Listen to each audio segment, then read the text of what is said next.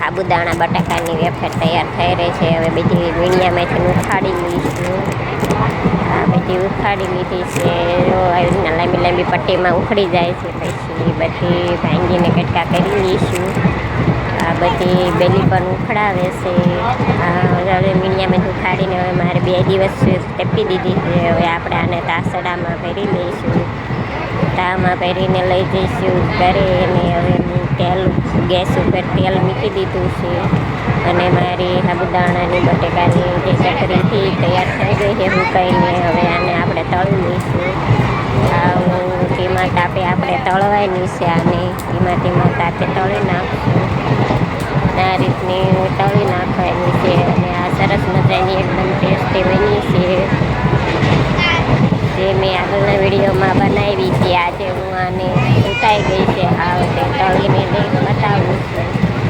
પણ સરસ મજાની આ મેં 1 કિલો સાબુદાણા લીધા હતા અને 2 કિલો બટેકા લીધા હતા. એની આટલી ચકરી તૈયાર થઈ ગઈ છે. અને ટ્રેનનો અવાજ પણ આવી રહ્યો છે. આપણી વેફર તૈયાર થઈ ગઈ છે. હવે જ્યારે પણ નાસ્તો કરવો હોય ત્યારે તળીને લઈ લેવાની છે. તમારે પણ બનાવવી હોય તો મારા આગળના વિડીયોમાં જોઈ શકો.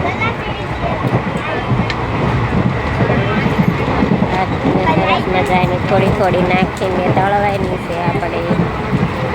આ તળાઈ જાય એટલે બધાને ચા સાથે નાસ્તામાં સાંજના તમે લઈ શકો છો.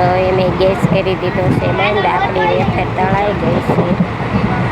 આપણી વેફર બધી તળાઈને તૈયાર થઈ ગઈ છે.